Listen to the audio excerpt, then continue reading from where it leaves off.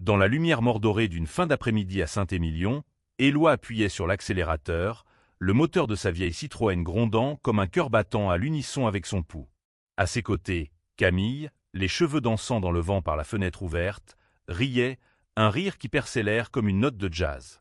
5 minutes plus tard, les gyrophares d'une voiture de police éclatèrent derrière eux, brisant l'instant comme du verre. Éloi ralentit, jetant un coup d'œil à Camille. « Qu'est-ce qu'ils veulent encore » murmura-t-il, son ton oscillant entre agacement et amusement.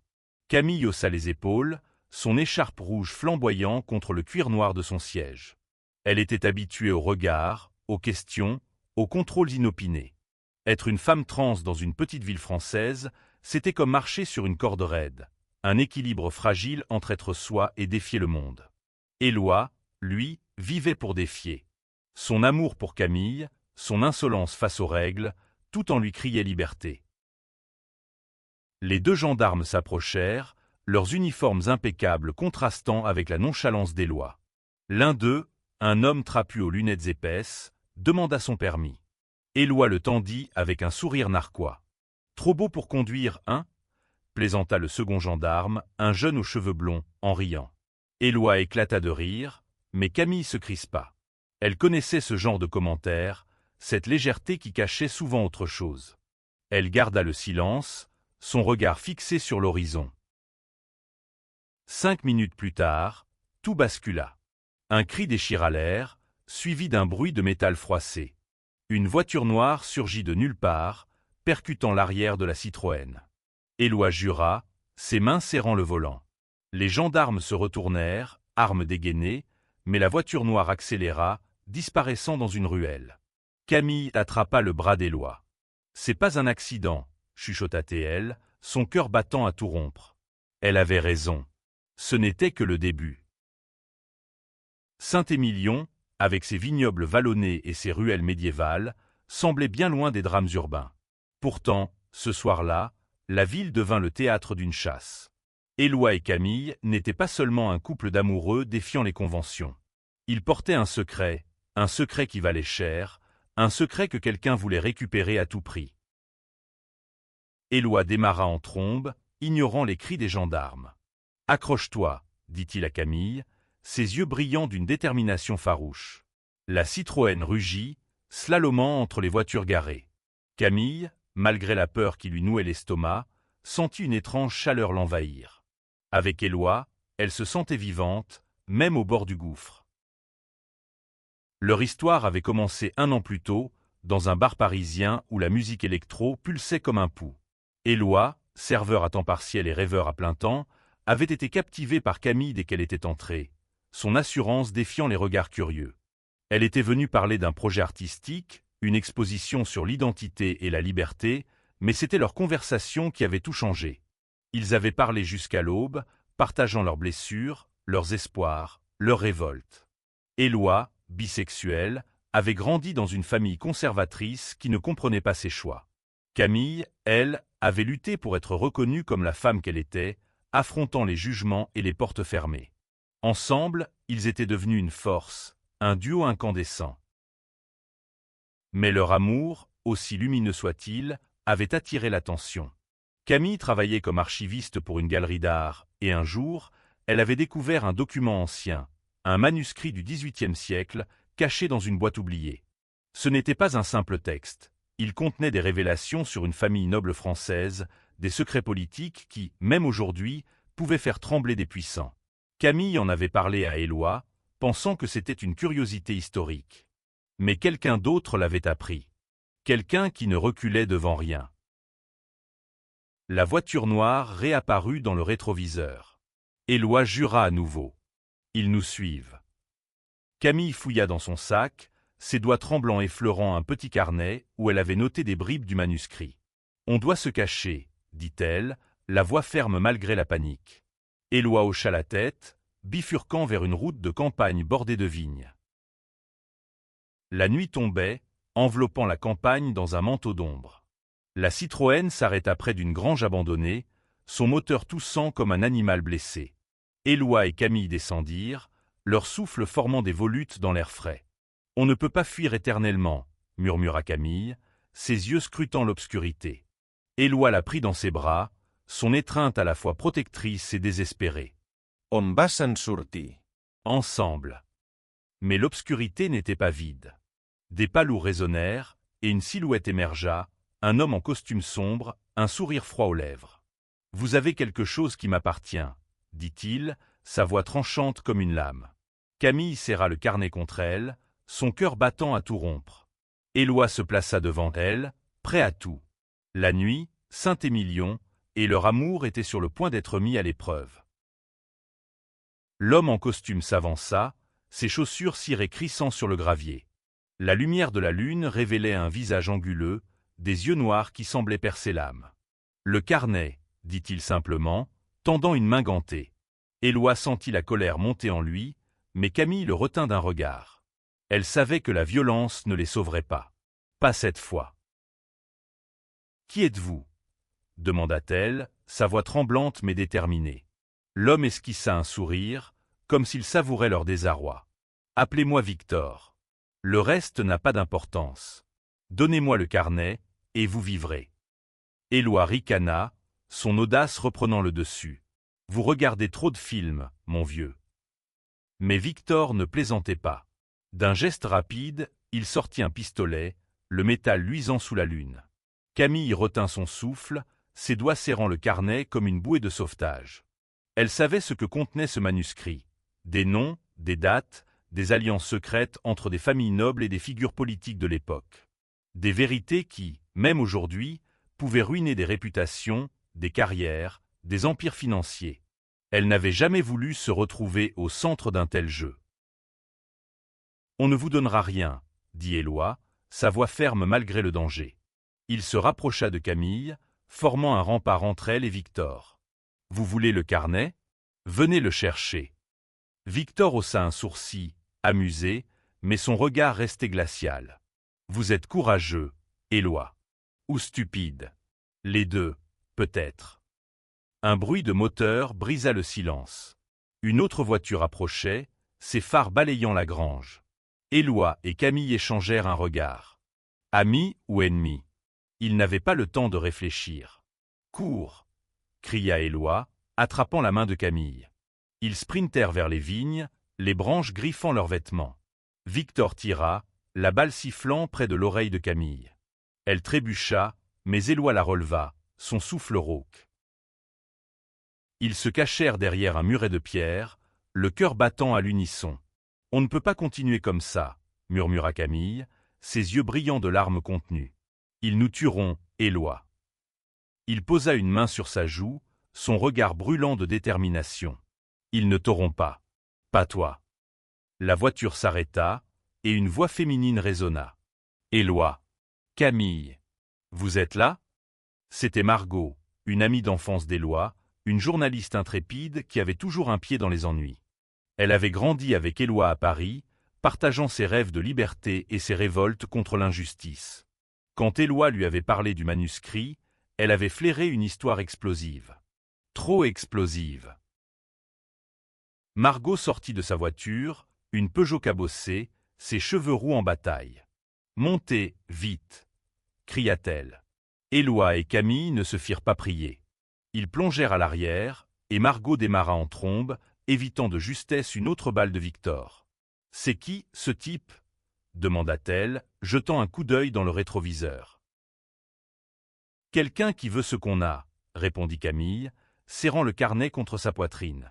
Margot jura. « Vous avez vraiment le don pour vous attirer des ennuis, vous deux. » Ils roulèrent vers Bordeaux, la ville la plus proche, espérant semer leurs poursuivants. Mais la voiture noire réapparut, implacable. Margot jura à nouveau, son langage coloré contrastant avec son air de professeur d'université. « Accrochez-vous, les amoureux, ça va secouer. » La poursuite les mena dans les rues animées de Bordeaux, où les néons des bars et les rires des passants semblaient appartenir à un autre monde. Éloi tenait la main de Camille, ses doigts entrelacés avec les siens. « On s'en sortira, » murmura-t-il, plus pour se convaincre lui-même que pour la rassurer. Camille hocha la tête, mais son regard était hanté. Elle avait déjà perdu tant de choses dans sa vie. Sa famille, qu'il avait rejetée après sa transition. Ses amis, qui s'était éloigné par peur du jugement. Éloi était son ancre, son refuge.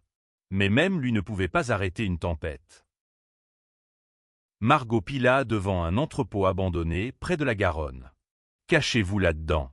Je vais les distraire. » Éloi protesta, mais Margot le coupa. Pas le temps de discuter. « Allez. » Ils obéirent, se glissant dans l'entrepôt, l'odeur de rouille et d'humidité emplissant leurs narines. À l'intérieur, ils trouvèrent un coin sombre, s'accroupissant derrière des caisses poussiéreuses. Camille ouvrit le carnet, ses doigts tremblants effleurant les pages jaunies. « Pourquoi est-ce si important ?» murmura-t-elle. Éloi posa une main sur son épaule. « Parce que la vérité l'est toujours. » Ils se regardèrent, leurs visages à quelques centimètres l'un de l'autre. Dans cet instant suspendu, loin du chaos, ils se sentirent invincibles. Puis un bruit de pas lourd résonna à l'entrée de l'entrepôt. Leur répit était terminé. L'entrepôt était un labyrinthe de caisses et de machines rouillées, un tombeau de métal où chaque bruit résonnait comme une menace. Éloi et Camille retenaient leur souffle, tapis dans l'ombre. Les pas se rapprochaient, lourds, méthodiques. Camille serrait le carnet si fort que ses phalanges blanchissaient. Éloi posa un doigt sur ses lèvres, son regard lui intimant le silence. Une lampe torche balaya l'obscurité, projetant des ombres dansantes sur les murs. « Sortez !» ordonna une voix grave. Ce n'était pas Victor, mais un autre homme, plus jeune, avec un accent du nord de la France. Éloi murmura à l'oreille de Camille, « On bouge. » Maintenant. Ils rampèrent, évitant les éclats de lumière, jusqu'à une porte dérobée à l'arrière de l'entrepôt.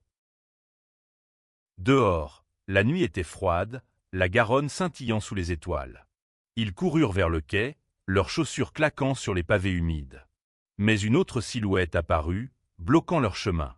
C'était une femme, grande, vêtue d'un manteau noir, ses cheveux blonds coupés courts. « Pas si vite, » dit-elle, un sourire narquois aux lèvres. Elle tenait un couteau, sa lame réfléchissant la lumière des réverbères. Camille recula, mais Éloi s'avança, les poings serrés. « Laissez-nous partir, » grogna-t-il. La femme rit doucement. « Vous ne comprenez pas, n'est-ce pas? Ce carnet vaut plus que vos vies. » Elle fit un pas, mais un cri perçant l'interrompit. Margot surgit, une barre de fer à la main, frappant la femme à l'épaule. Celle-ci s'effondra avec un gémissement. « Bougez !» hurla Margot. Ils coururent jusqu'à sa voiture, garée à quelques mètres. À l'intérieur, l'adrénaline faisait trembler leurs mains. « C'était qui cette fois ?» demanda Éloi, essoufflé. Margot secoua la tête. « Aucune idée. Mais ils sont nombreux, et ils sont organisés. » Ils roulèrent vers le nord, vers une maison isolée que Margot connaissait, un refuge appartenant à un vieil ami. La route était silencieuse, mais la tension pesait lourd. Camille feuilletait le carnet, ses yeux parcourant les lignes manuscrites. « Il y a des noms ici des politiciens actuels, des héritiers. Ce truc pourrait faire tomber des gouvernements. » Éloi fronça les sourcils. « Alors pourquoi ne pas le détruire ?» Camille le regarda, choqué. « Parce que c'est la vérité, Éloi. On ne détruit pas la vérité, même si elle fait mal. » Il soupira, passant une main dans ses cheveux. « Tu as raison. Mais je ne veux pas te perdre pour ça. » La maison était une bâtisse en pierre, nichée au cœur d'une forêt près de Libourne. L'ami de Margot, un vieil homme nommé Pierre, les accueillit avec un mélange de méfiance et de chaleur. Barbu, les yeux perçants, il ressemblait à un ermite sorti d'un roman. « Vous avez des ennuis, hein ?» dit-il en les faisant entrer. Il ne posa pas plus de questions, mais son regard s'attarda sur le carnet dans les mains de Camille. À l'intérieur, ils s'assirent autour d'une table en bois, une lampe à pétrole projetant une lumière vacillante. Pierre écouta leur histoire, ses doigts tambourinant sur la table. « Ce manuscrit, dit-il enfin, il parle d'une conspiration vieille de 2 siècles. Des familles puissantes, des secrets enfouis. Vous avez mis le doigt sur un nid de guêpes. » Camille hocha la tête. « Mais pourquoi maintenant? Pourquoi nous traque-t-il » Pierre haussa les épaules. « Parce que quelqu'un veut réécrire l'histoire. Ou l'enterrer pour de bon. » Cette nuit-là, Éloi et Camille partagèrent un lit étroit dans une chambre mansardée. Ils se serraient l'un contre l'autre, leur corps cherchant du réconfort dans la tempête. « Je t'aime », murmura Éloi, ses lèvres effleurant le front de Camille. Elle sourit, mais ses yeux étaient pleins de peur. « Moi aussi. Mais j'ai peur qu'on ne s'en sorte pas. » Au petit matin, un bruit de verre brisé les réveilla. Pierre surgit dans la chambre, une carabine à la main. « Ils sont là, » dit-il, sa voix rauque. Éloi et Camille se levèrent d'un bond, leur cœur battant à l'unisson. La maison, leur refuge, était devenue un piège. Les éclats de verre crissèrent sous les pas des intrus. Pierre, la carabine pointée vers la porte, murmura « Par l'arrière !»« Vite !» Éloi attrapa la main de Camille, et ils coururent vers une sortie dérobée, une trappe menant à une cave humide. L'odeur de terre et de moisissure les enveloppa alors qu'ils descendaient, Pierre fermant la marche. Dans l'obscurité, ils entendirent des voix, des ordres brefs, des pas lourds au-dessus d'eux. « Ils savent qu'on est là », chuchota Camille, sa voix tremblante. Éloi serra sa main plus fort. « On va s'en sortir. » Mais ces mots sonnaient creux, même à ses propres oreilles. Pierre les guida à travers un tunnel étroit, un vestige des anciennes fortifications de la région. « Ça mène à la rivière », expliqua-t-il, sa voix étouffée par les murs de pierre. « De là, vous pourrez rejoindre la ville. » Camille serrait le carnet contre elle, consciente que chaque pas la rapprochait d'un choix, garder le secret ou le révéler au monde. Le tunnel déboucha sur une berge boueuse, la rivière scintillant sous la lumière pâle de l'aube. Mais leur répit fut de courte durée. Des phares trouèrent l'obscurité, et la voiture noire réapparut, ses pneus crissant sur le gravier. Victor en sortit, flanqué de 2 hommes armés. « Fin de la course », lança-t-il, sa voix tranchante. Éloi se plaça devant Camille, prêt à se battre, mais Pierre leva sa carabine. « Pas un pas de plus », grogna-t-il. Victor ricana, mais son regard était calculateur. « Vous êtes seul. Vous n'avez aucune chance. » C'est alors qu'un autre véhicule surgit, une camionnette délabrée conduite par Margot. Elle klaxonna, attirant l'attention de Victor et de ses hommes. « Montez !» cria-t-elle. Éloi et Camille sprintèrent vers la camionnette, Pierre couvrant leur retraite avec des tirs d'avertissement. Les balles sifflèrent, mais ils plongèrent à l'arrière du véhicule et Margot démarra en trombe. « Vous ne pouvez pas continuer à fuir, » dit-elle, les yeux fixés sur la route. « Il faut trouver quelqu'un qui peut protéger ce carnet. » Camille hocha la tête, son esprit tournant à toute vitesse. Elle pensa à une ancienne collègue, Sophie, une historienne à Paris qui avait des contacts dans les médias. Si quelqu'un pouvait diffuser la vérité, c'était elle. Ils roulèrent vers Paris, évitant les routes principales. La tension était palpable, mais Éloi et Camille trouvèrent du réconfort dans les petits gestes. Une main sur l'épaule, un regard échangé. Leur amour était un phare dans la tempête, une lumière qui refusait de s'éteindre. À Paris, ils retrouvèrent Sophie dans un café discret du Marais. C'était une femme d'une 40aine d'années, avec des lunettes rondes et une énergie débordante. Quand Camille lui montra le carnet, ses yeux s'écarquillèrent. « Mon Dieu !» murmura-t-elle. « C'est une bombe. » Elle promit de contacter un journaliste de confiance, mais elle les avertit. « Une fois que ça sort, vous serez en danger. » Plus que maintenant. Éloi et Camille échangèrent un regard. Ils savaient ce que cela signifiait. Révéler la vérité, c'était risquer leur vie. Mais garder le silence, c'était trahir tout ce en quoi ils croyaient. « On le fait », dit Camille, sa voix ferme.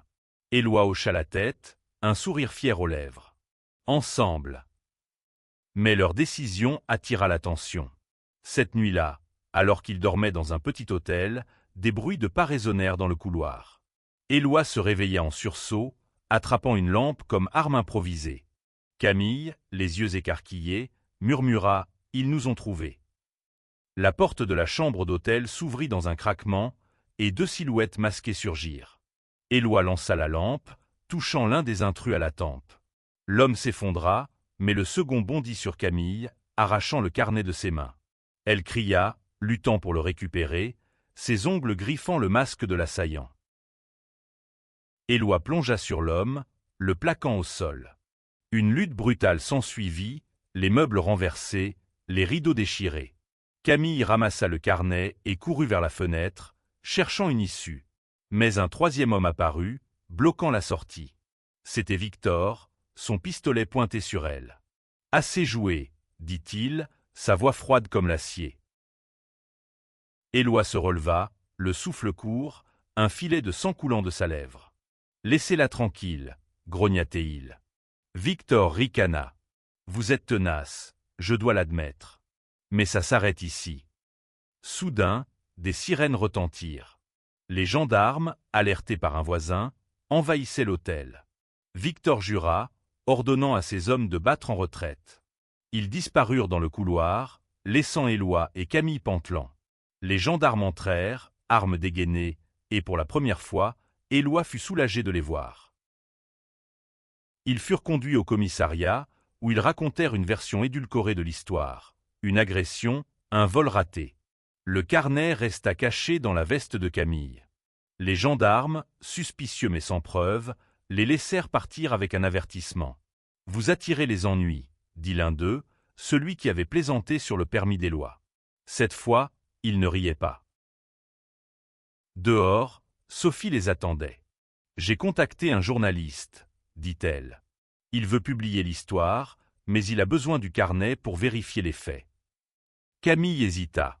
Donner le carnet, c'était perdre leur seul levier. Mais garder le silence, c'était condamner d'autres à vivre dans l'ombre de ses secrets. Ils décidèrent de rencontrer le journaliste, un homme nommé Lucas, dans un appartement sécurisé à Montmartre. Lucas était un reporter chevronné, connu pour ses enquêtes sur la corruption.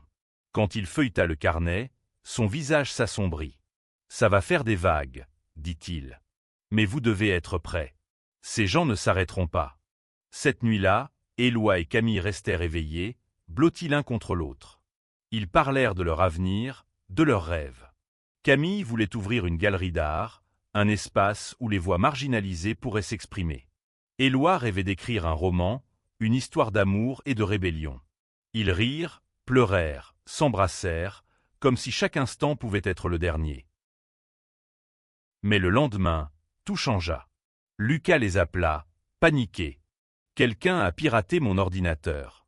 Ils savent que j'ai les scans du carnet. » Éloi sentit un frisson glacé le parcourir. « On doit bouger, » dit-il à Camille. Ils rassemblèrent leurs affaires et quittèrent l'appartement, mais une ombre les suivait, tapie dans les ruelles de Paris. Les ruelles de Montmartre étaient un dédale, mais Éloi et Camille connaissaient chaque recoin. Ils coururent, leurs pas résonnant sur les pavés, leur cœur battant à l'unisson. Derrière eux, l'ombre se rapprochait, une silhouette indistincte mais menaçante. Camille serrait le carnet, consciente que chaque pas pouvait être le dernier.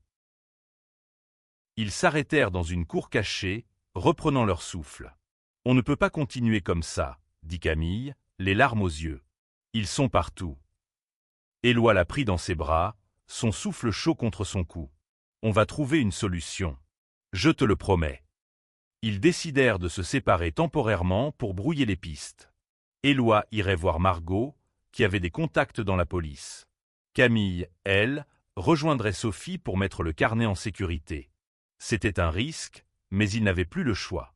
Ils s'embrassèrent, un baiser chargé de peur et d'espoir, puis se séparèrent, leurs silhouettes avalées par la nuit parisienne.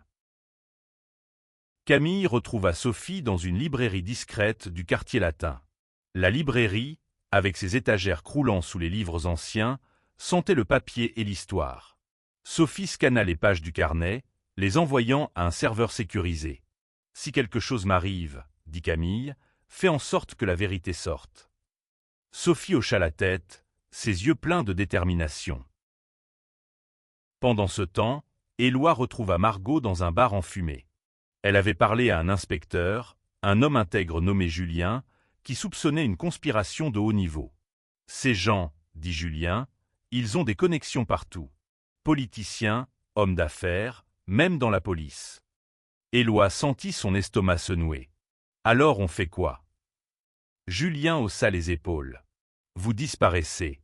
Ou vous ripostez. » Éloi choisit de riposter. Il retourna chercher Camille, mais quand il arriva à la librairie, elle était vide. Les livres étaient renversés, les étagères brisées. Une note gribouillée sur un bout de papier disait « On a ta copine. Donne-nous le carnet ». Éloi sentit la rage l'envahir, mais aussi une peur viscérale. Camille était tout pour lui. Il appela Margot et Julien, et ensemble, ils élaborèrent un plan. Le message indiquait un rendez-vous dans un entrepôt désaffecté près de la Seine. Éloi savait que c'était un piège, mais il n'avait pas le choix. Il prit une arme que Julien lui tendit, un pistolet froid et lourd. « Faites attention, » dit l'inspecteur.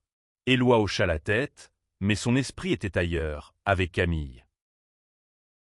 Dans l'entrepôt, l'air était saturé d'humidité et de désespoir. Camille était là, ligoté, un homme armé à ses côtés. Victor se tenait au centre, un sourire triomphant aux lèvres. « Tu es prévisible, Éloi, » dit-il. « Donne-moi le carnet, » et elle vit. Éloi serra les dents, son arme cachée dans son dos. Il savait que Victor mentait. Il savait que ce moment déterminerait tout. L'entrepôt puait la rouille et l'abandon, un décor parfait pour un règlement de compte. Éloi fixait Victor, son regard brûlant de défi. Camille, ligotée à une chaise, gardait la tête haute, ses yeux lançant des éclairs. Elle n'était pas une victime. Elle était une combattante. Le carnet, répéta Victor, son pistolet pointé sur Camille. Éloi fit un pas, les mains levées, feignant la reddition. « D'accord, » dit-il, sa voix calme mais tendue. « Je l'ai. » Il fouilla dans sa poche, mais au lieu du carnet, il sortit l'arme de Julien, tirant en l'air. La détonation résonna, faisant sursauter les hommes de Victor. Le chaos éclata. Margot et Julien surgirent de l'ombre, arme à la main. Des coups de feu retentirent, les balles ricochant sur les murs de métal. Éloi plongea vers Camille, coupant ses liens avec un couteau trouvé sur le sol. « Tu vas bien » murmura-t-il, son cœur battant à tout rompre. Elle hocha la tête, attrapant sa main. « On finit ça ensemble. » Victor, acculé, hurla des ordres à ses hommes, mais la situation lui échappait. Julien, avec une précision froide, neutralisa l'un des assaillants. Margot, fidèle à son style, lança une caisse sur un autre, le mettant hors d'état de nuire. Éloi et Camille coururent vers la sortie, mais Victor les intercepta, son pistolet pointé sur Éloi. « Tu ne gagneras pas, » grogna-t-il. C'est alors que Camille agit. Elle lança le carnet au sol, le faisant glisser loin de Victor. « Tu le veux ? Va le chercher. » Victor hésita, son regard passant du carnet à Éloi. Ce fut sa dernière erreur. Éloi bondit, le plaquant au sol. Les deux hommes luttèrent, leurs poings s'écrasant dans un combat brut. Camille ramassa l'arme de Victor, tombée dans la mêlée, et la pointa sur lui. « C'est fini, » dit-elle, sa voix tremblante mais résolue. Les gendarmes arrivèrent, alertés par les coups de feu. Victor et ses hommes furent arrêtés, menottes au poignet. Éloi et Camille s'effondrèrent dans les bras l'un de l'autre, épuisés mais vivants. Le carnet, récupéré par Julien, fut confié à Sophie, qui promit de le transmettre à Lucas pour publication. Les jours suivants furent un tourbillon. L'article de Lucas, publié dans un grand journal, révéla les secrets du manuscrit. Des noms tombèrent, des réputations s'effondrèrent. Les puissants, exposés, ne pouvaient plus se cacher. Mais Éloi et Camille savaient que la victoire avait un prix. Ils étaient des cibles, maintenant plus que jamais. Ils décidèrent de quitter Paris, du moins pour un temps. Pierre leur offrit son refuge à la campagne, un endroit où ils pourraient respirer, guérir. Dans la vieille maison en pierre, ils retrouvèrent un semblant de paix. Ils parlèrent de leurs rêves, de leur amour, de leur avenir. Camille voulait continuer à se battre, à donner une voix à ceux qui n'en avaient pas Éloi. Lui voulait écrire leur histoire, un témoignage de leur courage. Mais la nuit, quand le silence enveloppait la maison, ils savaient que l'ombre du danger n'était jamais loin. Ils dormaient enlacés, leur cœur battant au rythme de leurs promesses. Ensemble, toujours. Les semaines passèrent, et la campagne devint leur refuge, un cocon où Éloi et Camille pouvaient être eux-mêmes. Les vignes de Saint-Émilion, baignées de soleil, semblaient murmurer des promesses de renouveau. Ils marchaient main dans la main, leur rire résonnant dans l'air doux. Mais même dans cette quiétude, ils portaient les cicatrices de leur bataille. L'article de Lucas avait secoué la France. Des enquêtes furent ouvertes, des puissants déchus. Le carnet, désormais entre les mains d'historiens, devint un symbole de vérité, un rappel que les secrets, même anciens, finissent par refaire surface. Camille, en tant qu'archiviste, fut invité à donner des conférences sur l'importance de préserver l'histoire, même celle qui dérange.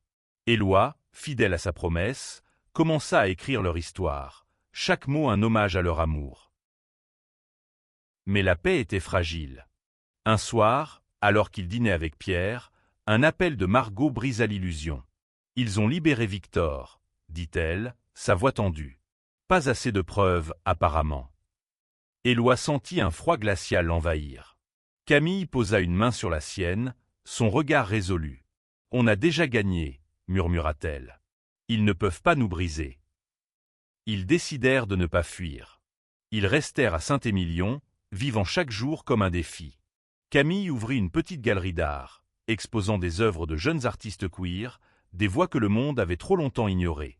Éloi publia son roman, un succès discret mais poignant, qui toucha des milliers de lecteurs. Leur histoire devint une inspiration, un cri d'espoir pour ceux qui se sentaient seuls. Un soir, sous un ciel étoilé, Éloi et Camille s'assirent sur une colline surplombant les vignes. Ils parlèrent de leur passé, de leur lutte, de leur amour. « Tu sais, » dit Camille, « quand les flics ont vérifié ton permis, ce jour-là, j'ai cru que tout allait s'arrêter. » Éloi rit, l'attirant contre lui. Et pourtant, regarde-nous. Toujours là. Toujours nous. Leur histoire n'était pas terminée. Les ombres du passé planaient encore, mais ils avaient appris à danser avec elles. Ils savaient que l'amour, la vérité et le courage étaient plus forts que la peur. Et dans cette petite ville française, sous les étoiles, ils écrivirent leur propre fin. Pas un happy end de conte de fées, mais une promesse, gravée dans leur cœur, de continuer à se battre, à aimer, à vivre.